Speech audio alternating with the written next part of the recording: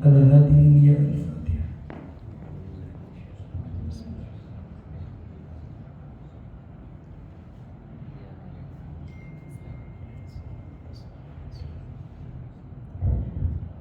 Amin ya rabbal alamin. Pulang umroh langsung acara. Terus beberapa hari yang lalu saya baru acara balik dari Jawa Tengah, safari dakwah. Dihijau terus, kayak istirahat, suaranya habis. Mohon doa, mudah-mudahan kita semua Allah berkahi kesehatan. Amin. Bapak dan Ibu jamaah sekalian yang dirahmati Allah, di dalam hadis Nabi bersabda, Inna rajula la yansarifu min salatihi illa kutiba lahu asyru min salati. Kata baginda Nabi, ketika kita selesai mengerjakan sholat, ini kita rapi sholat nih tadi. Assalamualaikum warahmatullahi, Assalamualaikum warahmatullahi. Begitu kita selesai sholat, kata Nabi, kutiba lahu, maka Allah tulis bagi orang itu pahala dari sholatnya yang udah dia kerjain. Akan tetapi pahala yang didapatkan beda-beda. Ada yang mendapatkan 1/10, ada yang dapat 1/9, 1/8, 1/7, 1/6, 1/5, 1/4, 1/3, sampai yang terakhir 1/2 atau setengah. Banyakan mana? 1/10 atau 1/2? Setengah. Ustaz, tadi imam siapa? Siapa? Pak Ustaz Husni. Ustaz, kan kita makmum sama Ustaz Husni, sholatnya juga bareng di Masjid Al-Barkah.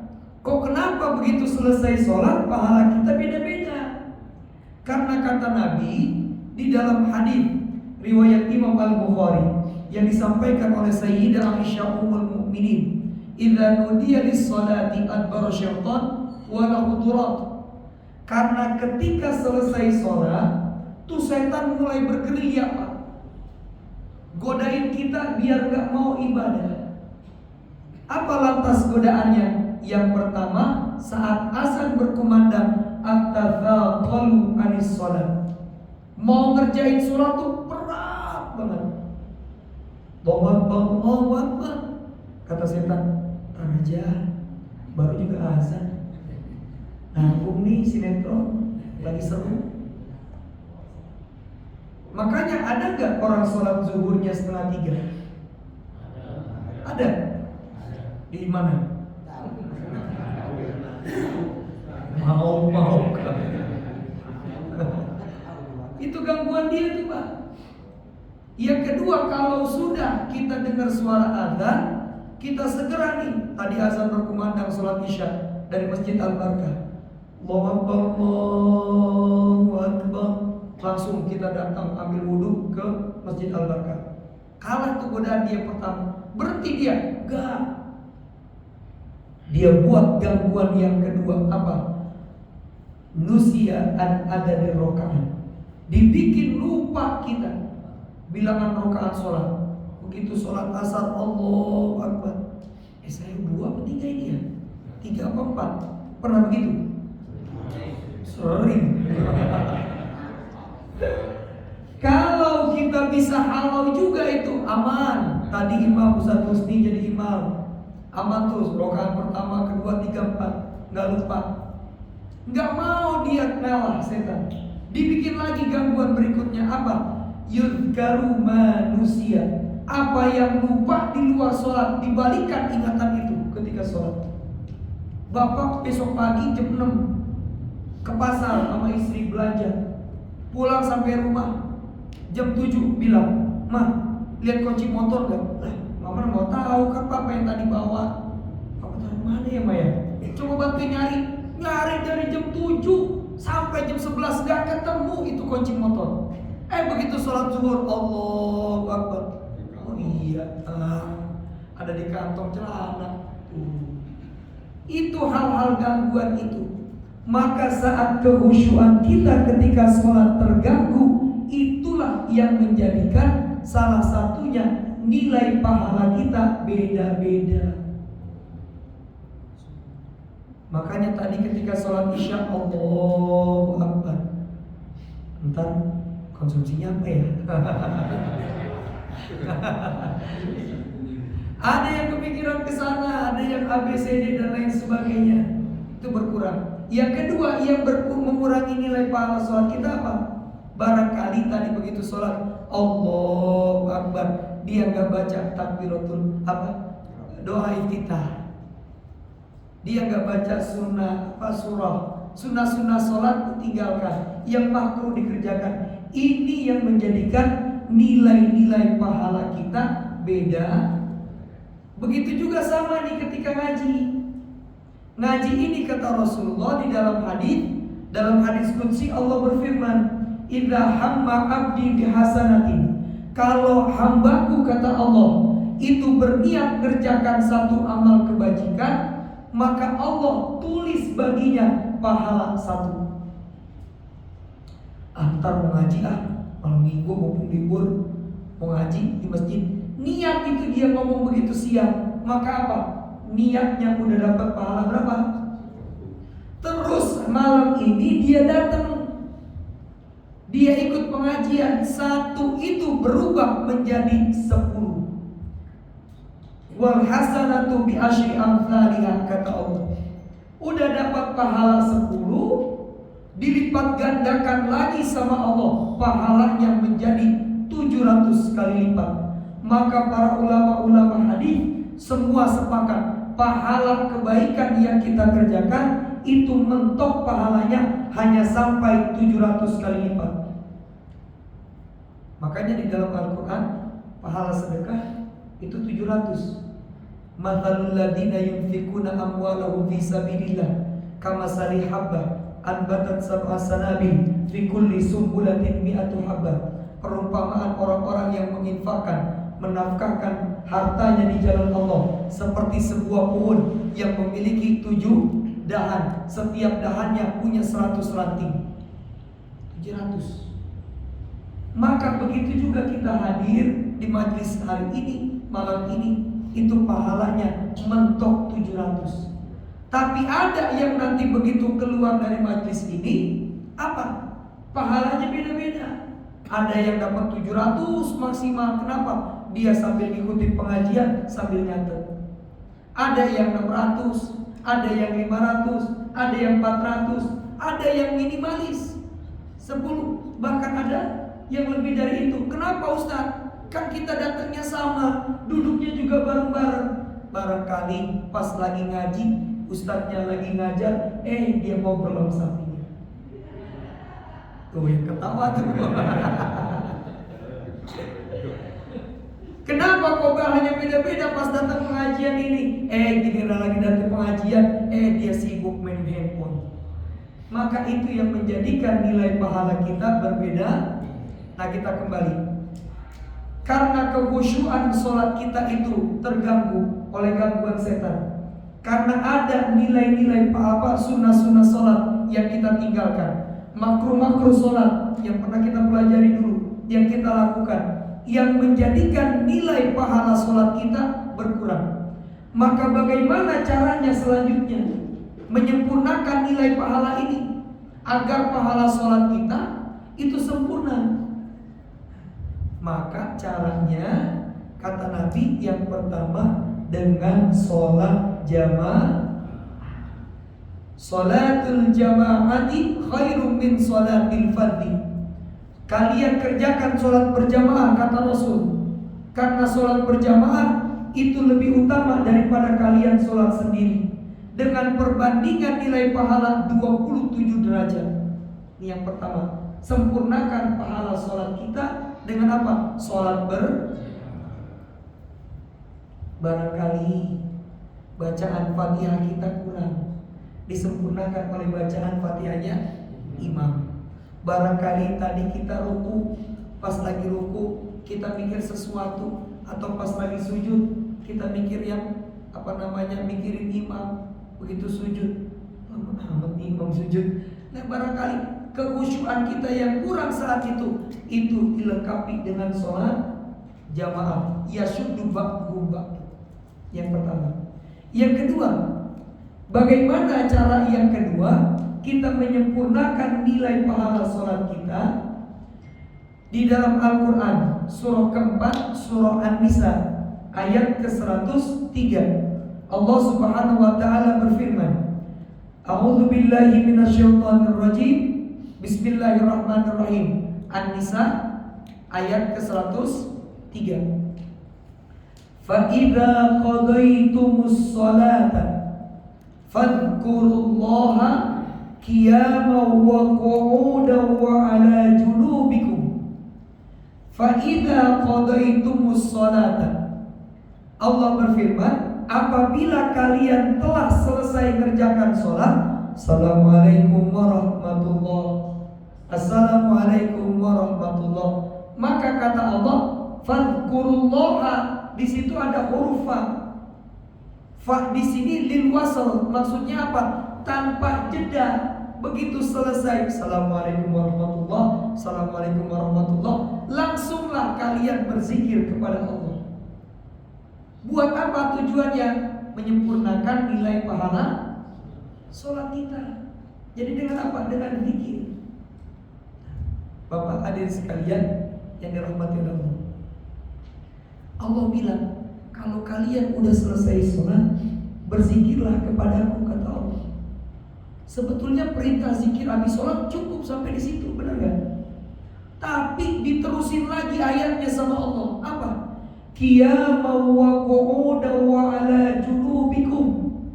Mau dalam keadaan diri, dalam keadaan duduk, wa 'ala junubikum, atau berbaring, jangan tinggalin zikir. Ini bermakna menurut pendapat ulama, zikir setelah sholat itu sangat-sangat penting.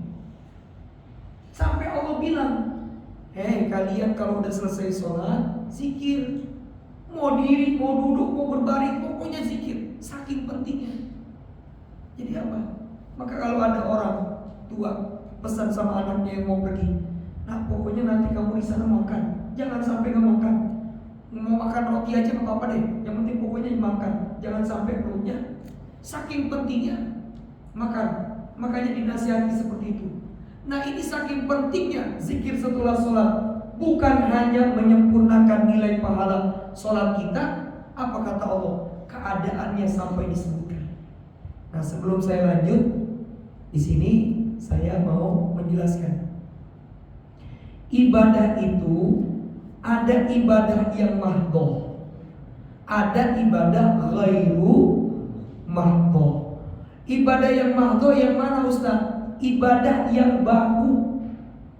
Tata cara pelaksanaannya itu sudah ditentukan Allah dan Rasulnya, nggak bisa diutak-atik, udah baku.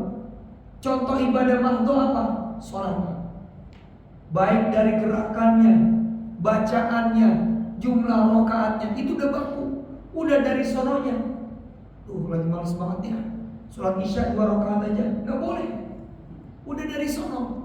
Tapi ada ibadah yang ghairu, ibadah yang memang Allah berikan kita keluasan untuk berekspresi dalam mengerjakan ibadah itu. Contohnya apa? Zikir.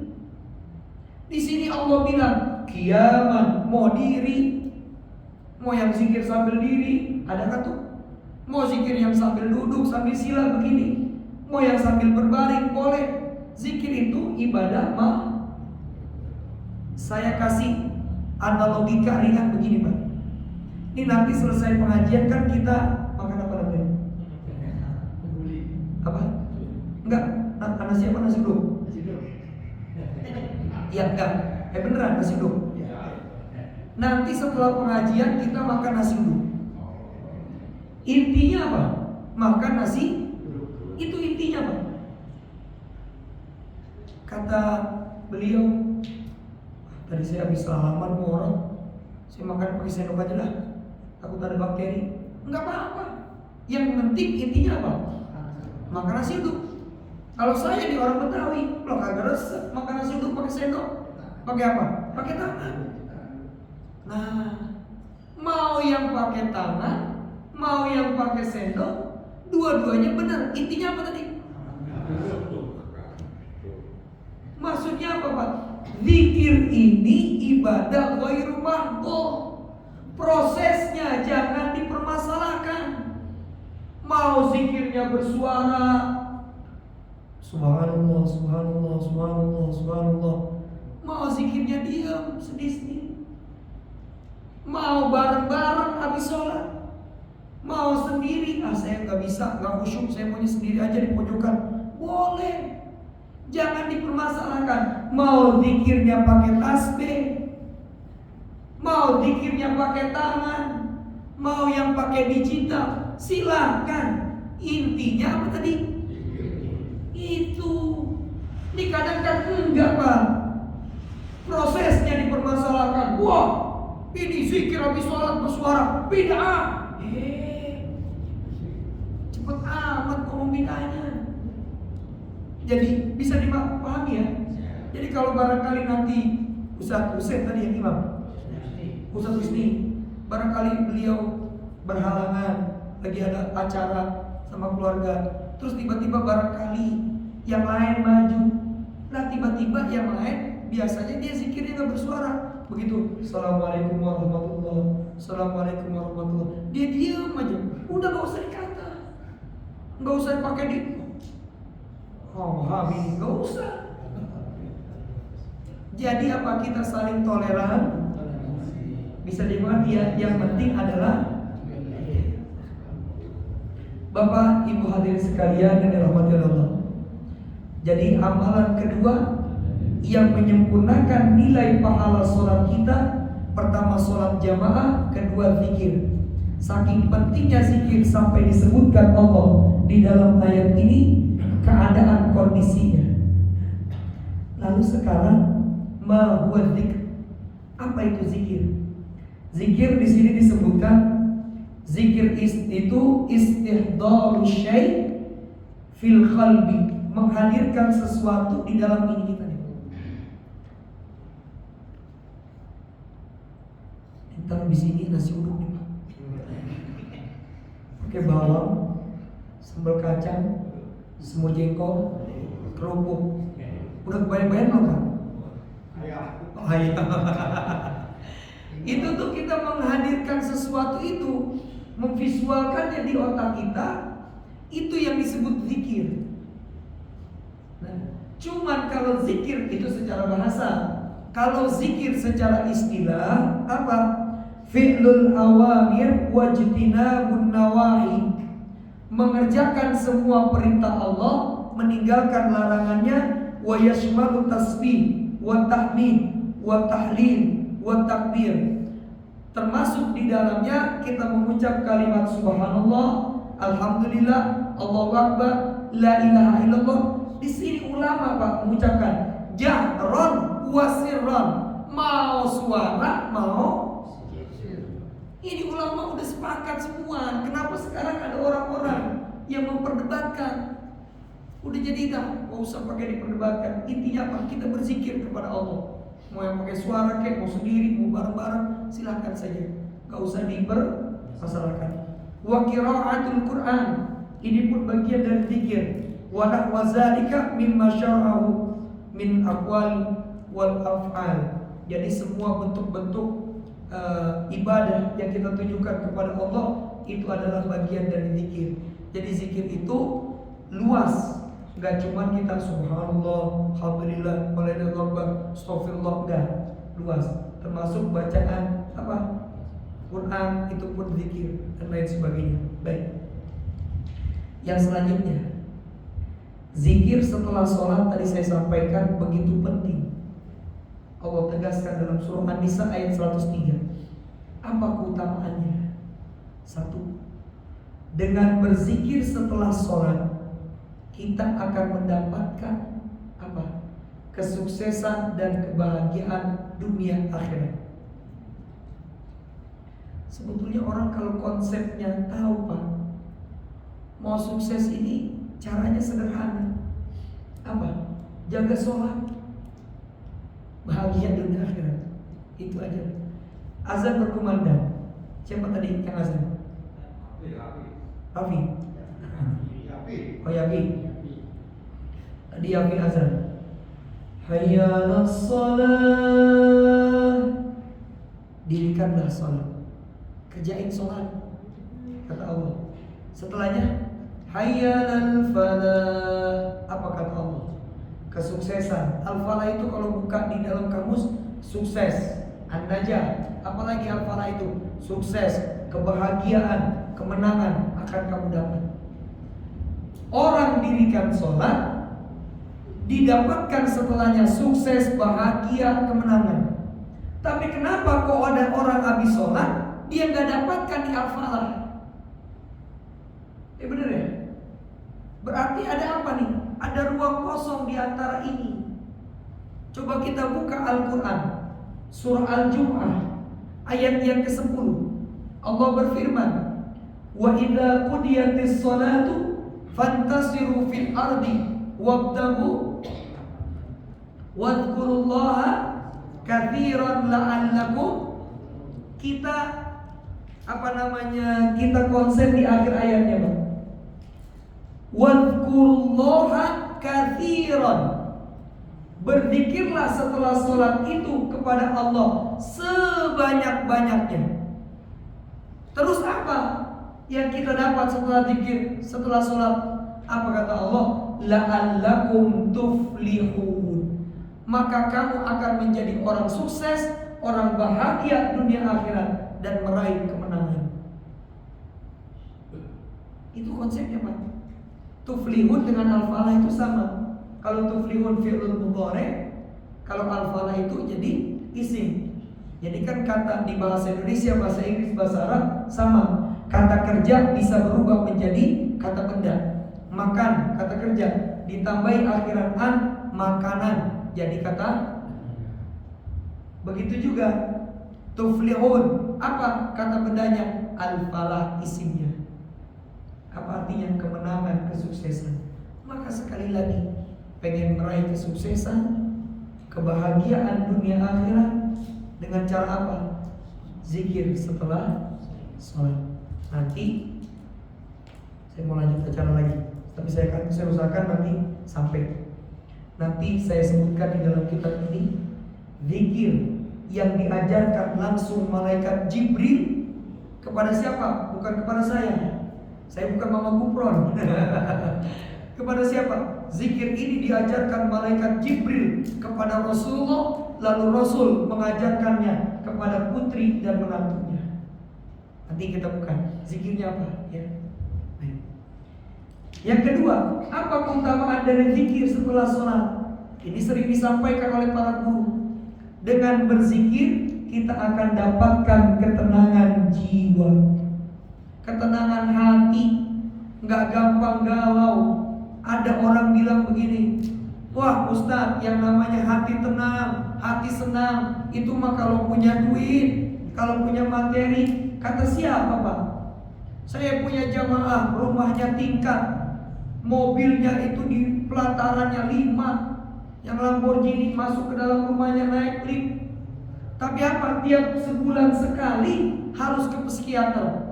Kenapa? Stres dengan apanya? Tugas apa, masalah kantornya, stres dengan masalah di rumah tangga dan anaknya. Ada aja masalahnya. Padahal punya semuanya, Pak. Lah kita mau punya motor aja, kudu apa? Kredit. Dia mah jangan motor, Pak, mobil tinggal gesek. Lah kita apa yang mau digesek? Tapi apa? Ternyata bukan kebahagiaan. Apa kata Allah? Kullu man 'alaiha fan wa yabqa wajhu rabbika dzul jalali wal ikram. Fana, Pak. Dunia ini fana. Enggak ada yang abadi nikmatnya. Saya pernah diajak makan sama jamaah. Itu bilangan Bundaran HI. Itu ada hotel, makannya di rooftop. Makanannya nih segini nih, Pak, sepiring ditutup. Begitu dibuka keluar asap. Harganya seharga motor Vario 1. Musenda subhanallah, musenda. Mahal banget, Pak. Lah kalau kita ini motor. Apa, Pak? Ini mau makanan yang segini mahal. Begitu saya makan, blek. Begitu enggak ada masnya. Begitu udah lewat tenggorokan, hilang rasanya. Lah kita makan masak nasi uduk 500.000 satu dandang. Tapi apa Pak? Begitu kita makan sama, lewat tenggorokan hilang. Ini punya mobil baru, kotor dikit steam, cuci. Lihat udah sebulan 2 bulan, udah diberakin cicak, bodo amat. Kenapa? Sementara Pak. Kebahagiaan dunia itu gak ada yang abadi. Bapak belikan baju kemarin lebaran istri, yang lebaran dia pakai dengan bangga, baju baru. Pulang ke sini mudik dipakai lagi, acara halal bihalal, pengajian, pembukaan dipakai lagi. Coba tanya sekarang sama bini, mah kok gak dipakai lagi? Lah malu atau Pak? Masa ini terus bosen? Keabadian gak ada dia raih dari dunia. Lalu bagaimana konsepnya? Kata Allah Subhanahu wa taala di dalam Al-Qur'an surah Ar-Ra'd ayat ke-28. Alladzina amanu wa tatma'inna qulubuhum bidzikrillah. Sesungguhnya orang-orang beriman itu mereka memiliki hati yang tenang, hati yang damai. Bawaannya nih orang nyantai aja, tenang aja, kayak gak punya masalah hidup. Ternyata apa?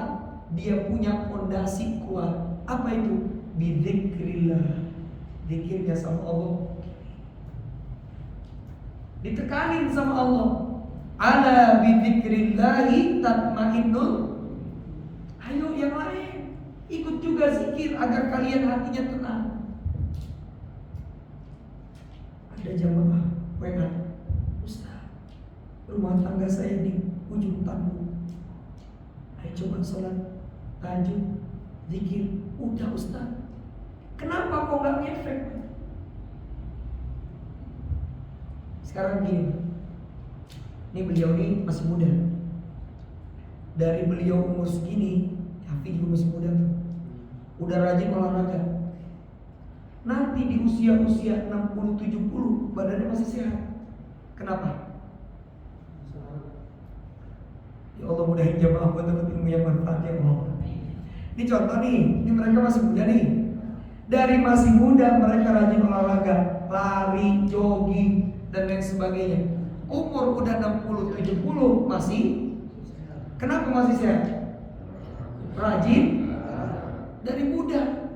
Tapi Pak, kita nih yang udah seumuran nih, saya aja nih sekarang udah mulai berasa pinggang saya udah kambuh lagi. Lah kalau kita yang udah umur 60 baru mau mulai olahraga, ngefek gak tuh olahraganya? Ngefek, tapi gak sebesar yang dari muda. Maksudnya gimana Ustaz? Bisa dipahami?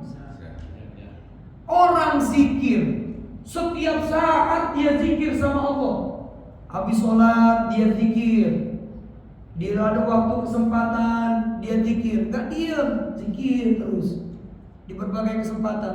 Mau berangkat kerja, di motor dia sambil baca sholawat, Sallallahu ala Muhammad, sambil istighfar. Dia terus berzikir.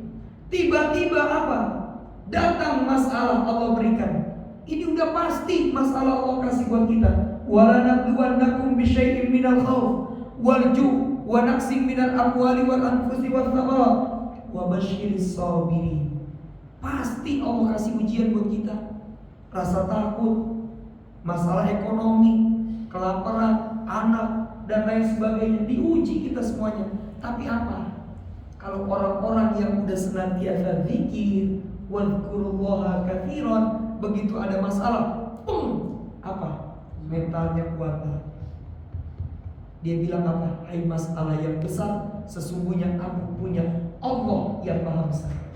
Tapi kalau orang gak biasa zikir, jangankan zikir, sholat aja suka bolong-bolong, kena masalah, apa yang terjadi? Gantung diri di mana? Di bawah. Lihat gak kemarin? Udah kayak apa Pak? Layang-layangan putus, ketiup angin, ke kanan, ikut ke kanan. Ketiup angin ke kiri, ketiup ke kiri. Kenapa? Gak punya pegangan. Akhirnya apa? Ada yang kena narkoba, ada yang kena ini, kena itu. Tapi kalau orang-orang pada senantiasa zikir, begitu jalan, aduh macet, dia nggak keluh. Astagfirullah, astagfirullah.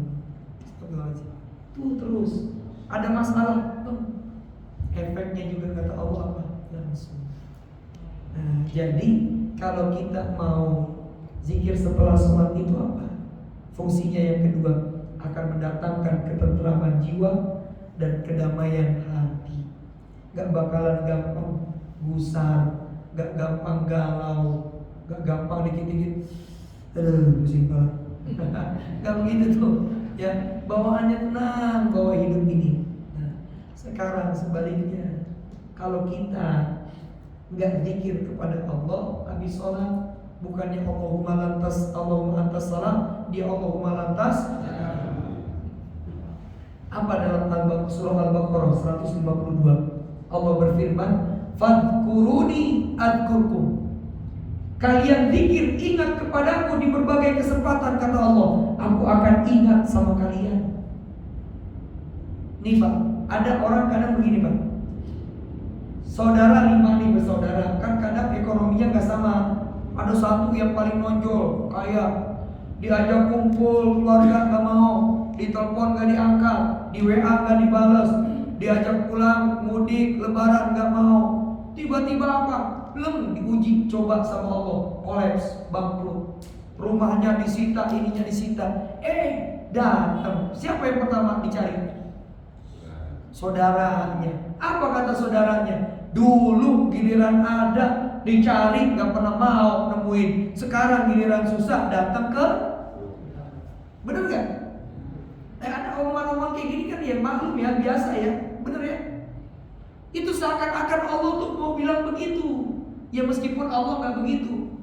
Kemarin lagi sehat, punya jabatan, kaya, gak mau sedekah, sehat, gak mau puasa, sehat, gak mau tahajud, sehat, gak mau sholat, punya jabatan tinggi, semena-mena. Giliran udah apa? Aku coba, baru manggil, ya Allah, kok berat banget sih ujian kamu kasih. Kata Allah, siapa? Lu. Kemarin-kemarin kemana? Itu loh yang kita khawatir Pak. Makanya ditegaskan di dalam surah Al-Hasyr ayat ke-19 apa? Wala takunu kalladzina nasullaha fa'ansahum anfusahum. Jangan sampai kalian orang-orang beriman layaknya mereka yang telah melupakan Allah, dapat nikmat lupa. Akhirnya apa kata Allah? Fa'ansahum anfusahum. Aku pun lupa sama mereka. Kalau udah Allah kencang begini, ya Allah Pak, ngeri. Kita gak diaku saudara sama orang mah gampang Pak. Kita gak diaku sama orang lain, biarin Pak. Tapi kalau Allah yang udah gak ngakuin, mau kemana lagi kita Pak? Wah, lagi ketimpa masalah, kesini gak kena, kesini gak kena. Allahu Akbar. Minjem duit ke sono gak dapat, ke sono gak dapat. Ya Allah Robbi. Ini yuk sama-sama zikir setelah sholat. Fadhkuruni adhkurkum. Beliau baik sama saya.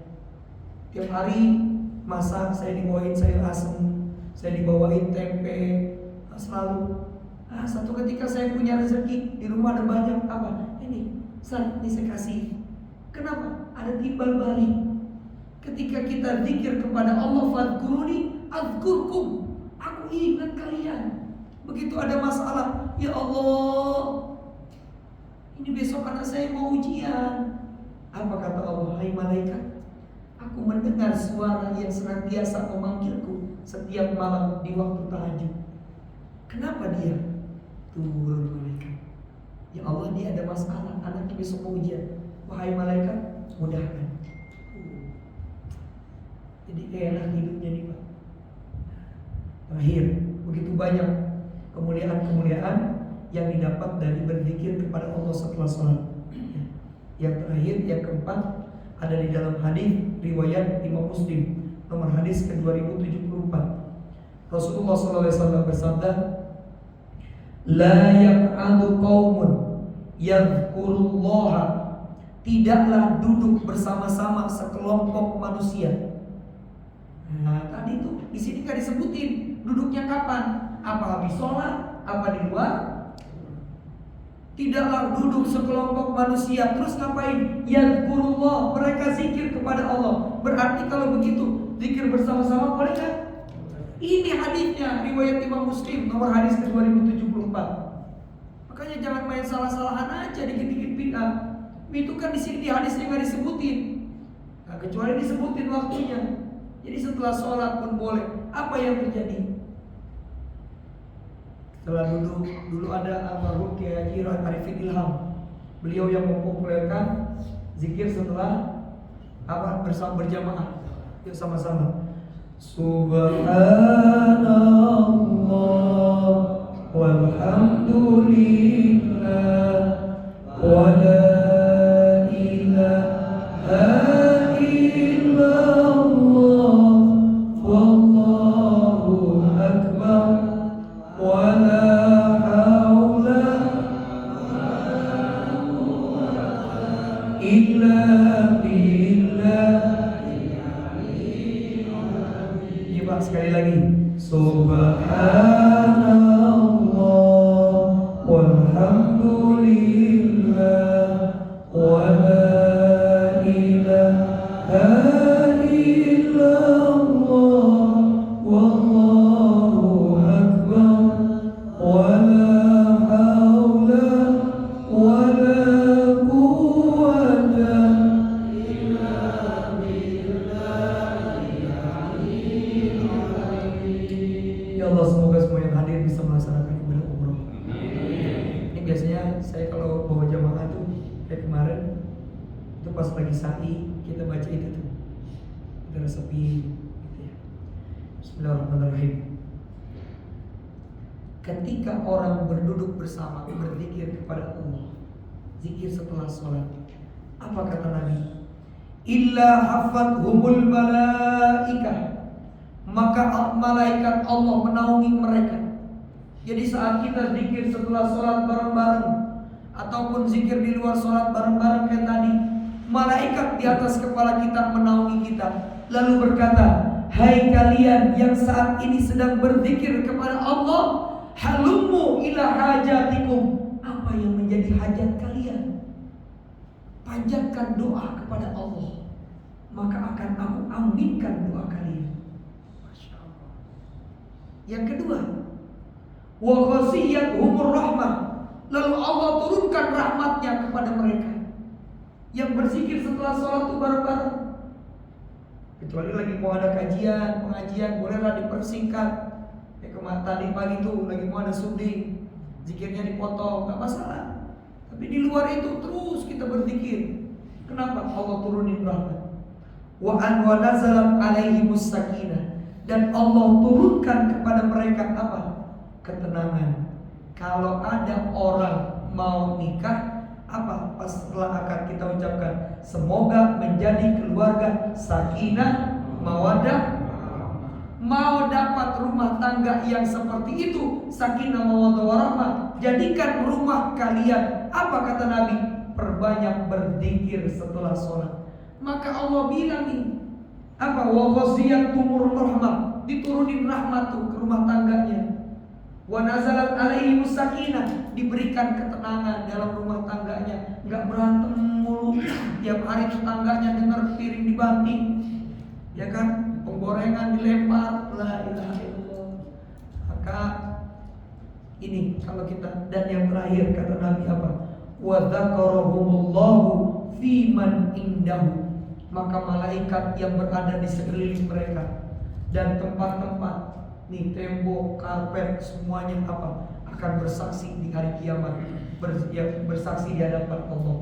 Wahai Allah, hambamu ini setelah sholat senantiasa berzikir kepadamu. Masya Allah.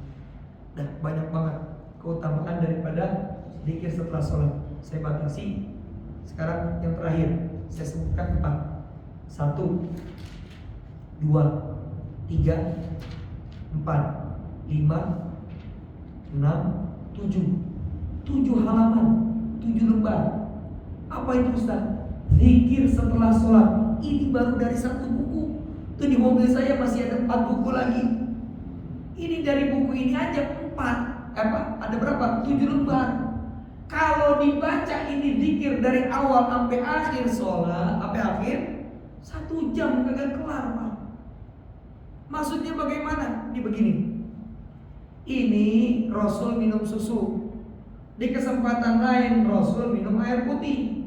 Saya minum air putih ngikut Rasul. Beliau minum air putih ngikut dua-duanya ngikut. Dua-duanya benar. Jangan saya minum susu, ini yang sunnah nih, minum susu, Nabi minum susu, ente minum air putih, salah, bidah. Begitupun sebaliknya, wah yang sunnah adalah air putih, minum susu, bidah. Nah dua-duanya diminum. Maksudnya bagaimana? Zikir setelah sholat banyak, dan itu diamalkan oleh Nabi. Jadi kalau satu waktu kita mendapati orang zikirnya beda sama kita, jangan buru-buru menyalahkan.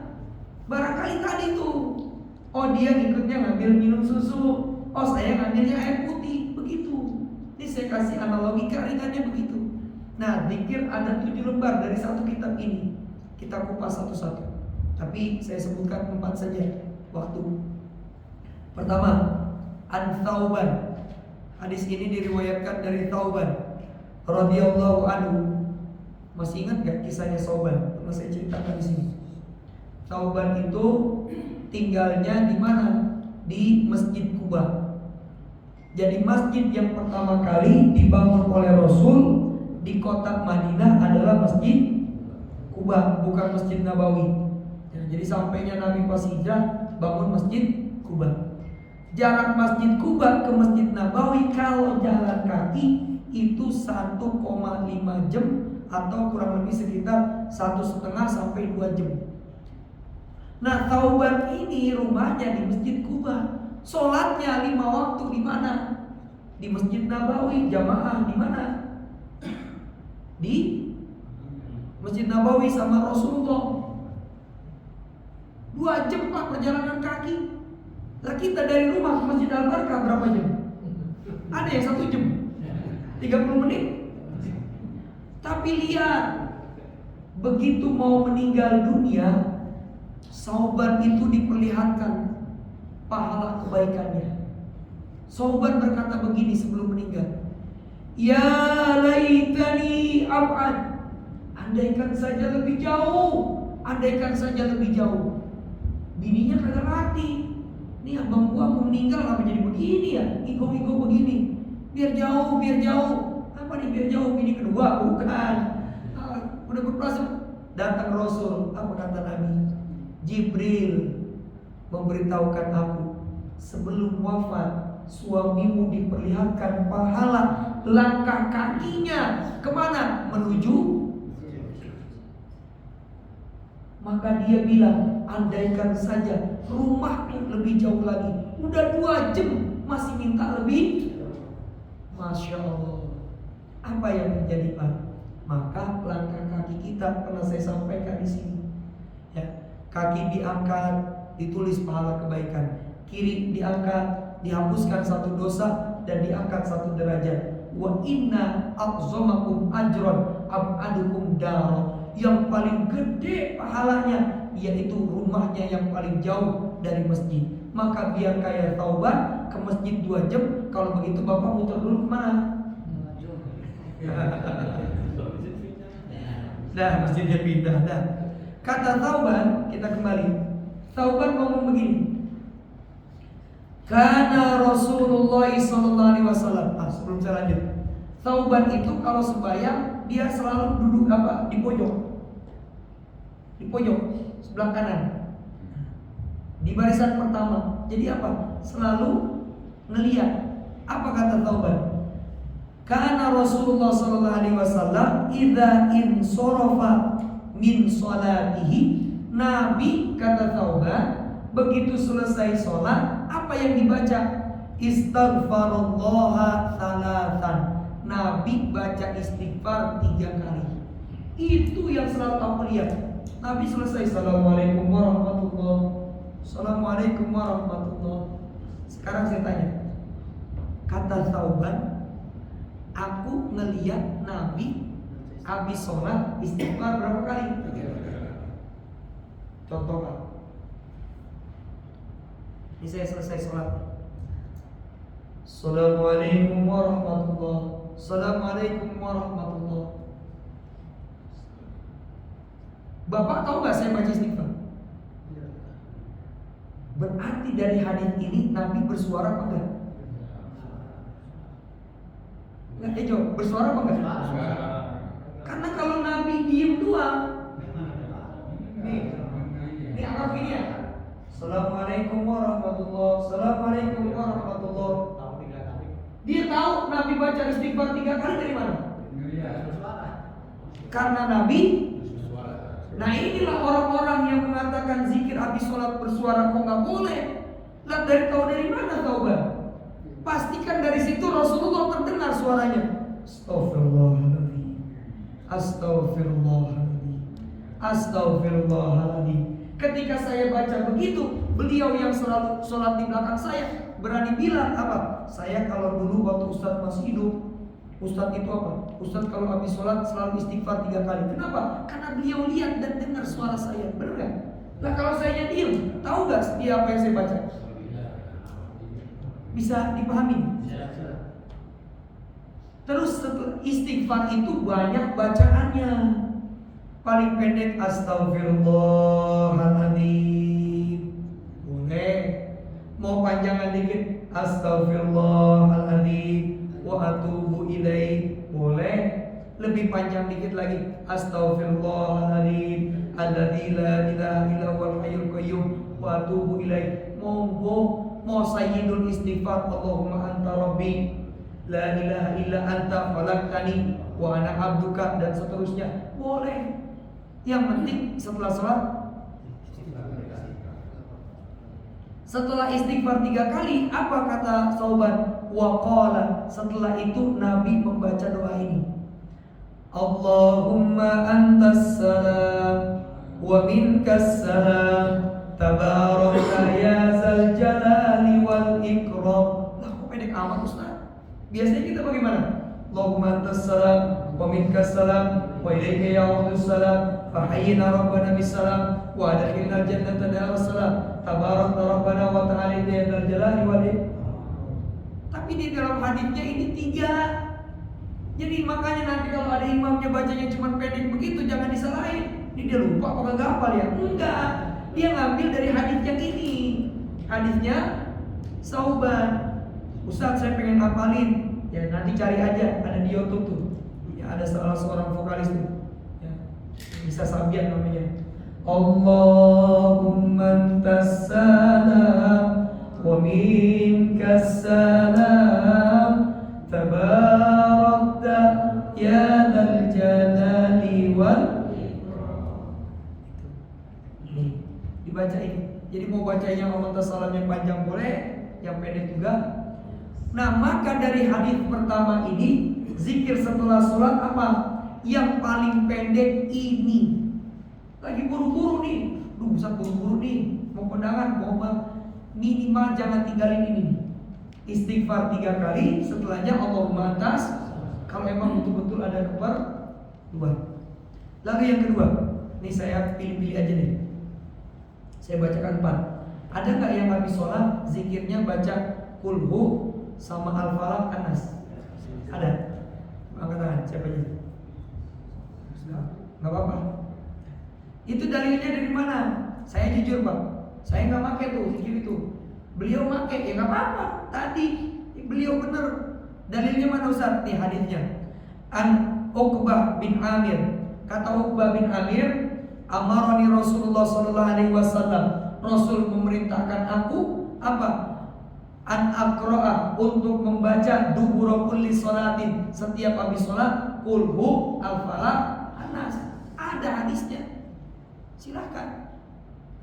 Cuma jujur aja kalau saya nggak pakai, ya kan? Kan tadi saya bilang kalau semuanya dipakai sejam nggak kelar. Ya tinggal kita mau yang pakai yang mana aja. Gitu. Lalu yang selanjutnya ada nggak angkat tangan yang habis sholat baca ayat kursi?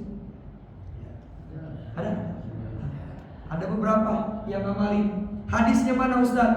An Abi Umamah, kata Abu Umamah apa? Anna Nabiy sallallahu alaihi wasallam qala, Rasul bersabda, man qara'a, barang siapa yang membaca ayat al-kursi, ayat kursi fi duburi kulli salatin, setiap habis salat, apa kata Rasulullah? Lam yamna'hu min dukhulil jannah illa an yamuta, maka tidak ada penghalang antara dirinya dengan surga kecuali kematian. Maksudnya apa? Orang yang setiap habis sholat baca ayat kursi, maka dipastikan, kata Nabi, orang ini adalah ahli surga ya Allah. Berat teman, setiap habis sholat baca setiap habis sholat 1 kali. Ini baru 3 nih, ini udah beda-beda. Lalu yang selanjutnya terakhir, ini kan ada 7 lembar, saya batasi 4 saja, nanti kita lanjutkan di berikutnya. Ada amalan-amalan lain yang menyempurnakan nilai pahala sholat kita, dan zikir-zikirnya nanti kita bahas lagi. Yang terakhir, Rasul punya putri. Siapa nama putri Rasulullah? Siapa?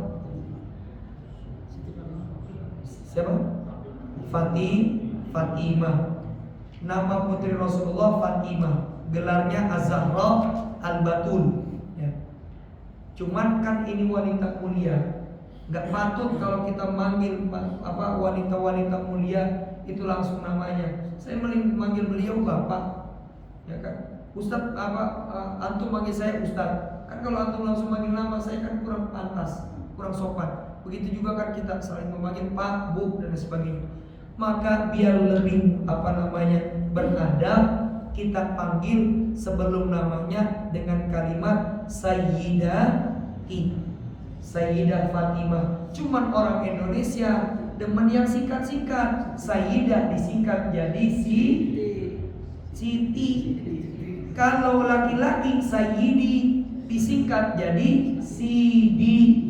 Ada itu selawatannya, Sidenan Nabi, Sidenan Nabi, Sidenan Nabi, Sidi Muhammad, Amin Kutubi, Habibin Nabi. Itu asal katanya dari Sayyidi, disingkat jadi Sidi. Sayyidati disingkat jadi jadi manggilnya siapa? Siti Fatimah. Kalau Siti Fatimah siapa? Orang mana yang Siti Fatimah? Siti Fatimah putri Rasul menikah. Siapa nama suaminya? Sayyidina Ali bin Abi. Satu ketika ini anak sama menantu datang ke rumah orang tuanya. Ke mana? Ke rumah Rasulullah. Nanti saya persingkat aja. Apa kata Nabi? Ala ukhbirakuma, mau gak kalian anakku, mantuku, apa? Aku berikan sebuah amalan. Kalau kalian amalkan ini, ala ukhbirakuma bi khairin, kalian akan dapatkan kebaikan dunia dan akhirat. Apa jawaban Sayyidah Fatimah dan Sayyidina Ali? Bala ya Rasulullah, mau dong. Apa kata Nabi? Qala Rasulullah sallallahu alaihi wasallam, kalimatun allamanihinna Jibril alaihi salam. Aku ajarkan kepada kalian kalimat ini yang telah diajarkan oleh Jibril kepadaku. Wah, jadi bukan dari Mama Kupro nih. Ini mantep nih, benar dari Jibril zikirannya nih. Apa kata Rasulullah? Tusabbihani fi duburi kulli salatin ashran.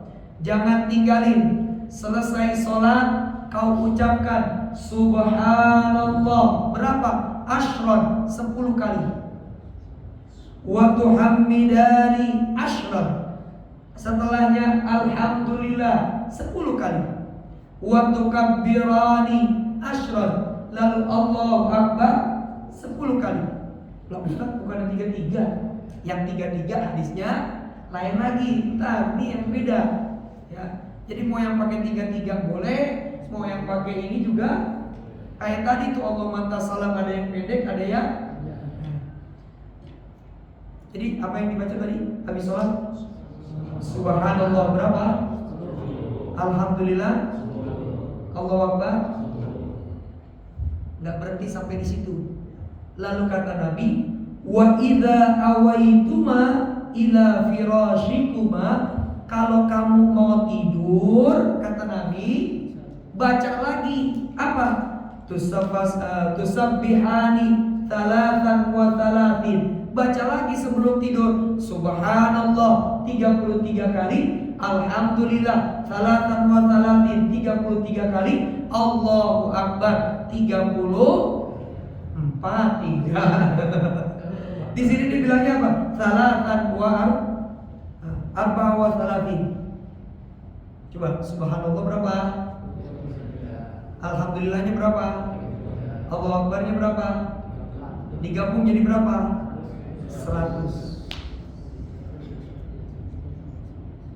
Bener nggak? Coba dah hitung dah.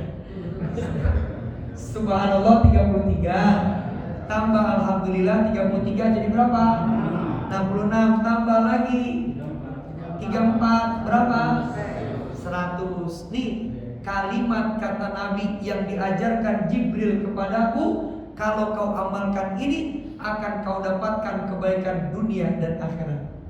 Zikir habis sholatnya subhanallah subhanallah subhanallah 10 kali, alhamdulillah alhamdulillah 10 kali, Allahu akbar 10 kali. Lalu sebelum tidur baca subhanallah 33, alhamdulillah 33, Allahu akbar 30. Yang mau mengamalkan silahkan.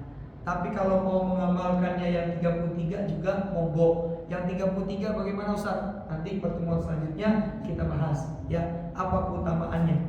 Ada yang mau bertanya silahkan sebelum saya tutup. Ya. Kata Ali bin Abi Thalib apa? Fa wallahi ma taraktuhunna mundu allamanihinna Rasulullah. Kata Ali bin Abi Thalib, saya enggak pernah tinggalkan zikir itu setelah Rasul mengajarkannya kepada kita. Jadi kalau kita umroh ini kan apa namanya? Hajar Aswad. Di sini pintu Ka'bah, antaranya Multazam. Itu di bawahnya ada batu, kayak batu bata 8. Disitulah dalam riwayat dikatakan Jibril mengajarkan sholat kepada Rasulullah. Dan ini diajarkan di situ, di depan Indal Ka'bah. Masya Allah. Yang penting apa? Continue. Wadkurullaha katsiran. Artinya bukan cuma kuantitinya yang banyak, bilangannya yang banyak, tapi juga apa? Selalu continue. Jangan hari ini kita zikir berjamaah istighosah. La ilaha illallah berapa? 3000 kali. Habis itu libur 3 bulan. Belum zikir istighosahnya kapan? Cuman pas bulan Muharram doang. Di luar Muharram enggak pernah lagi. Cuman berapa? Cuman 1. La ilaha illallah. Jangan. Kalau mau zikir continue, bukan cuma kuantitinya tapi kualitasnya. Selalu istiqomah. Baik, sebelum kita tutup, mari kita baca suratul Fatihah. Kebetulan saya dapat info kemarin pas ketika lagi umroh, ya apa namanya, ketua DKM kita Ustadz Dalail ini dalam kondisi sakit, dan ini sekarang juga masya Allah udara ini panas dan hujan, ini banyak yang batuk pilek.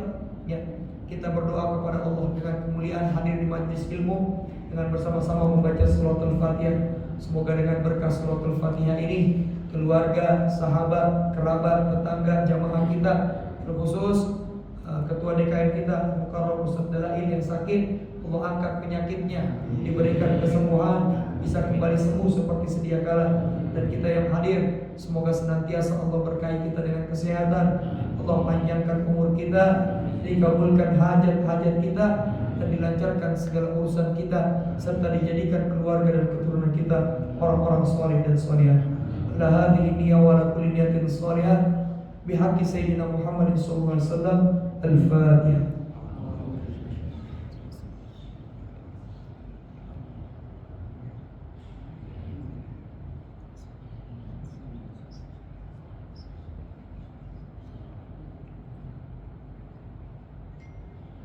Amin wa fana ya karim. Allahumma bihaqqil Fatihah wa bihaqqi sahibil Fatihah wa bimu'jizatil Fatihah iftah lana ya Allah ya Hannan ya Mannan abwaab as-sihah wal afiyah waftah lana ya Rahman ya Rahim أبواب العلم وأبواب الرزق وأبواب السلامة وأبواب البركة وأبواب المغفرة برحمتك يا أرحم الراحمين.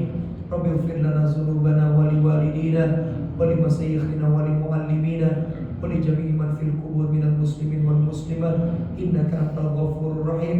اللهم انفعنا بما علمتنا، علمنا ما ينفعنا وارزقنا علوما تنفعنا في الدين والدنيا والآخرة. اللهم رب الناس، اللهم رب الناس أذهب البأس يا الله، اشفنا واشف مرضانا ومرضى المسلمين، فإنه لا شفاء إلا شفاءك، شفاء لا يغادر سقما ولا ألما. ربنا آتنا في الدنيا حسنة وفي الآخرة حسنة وقنا عذاب النار.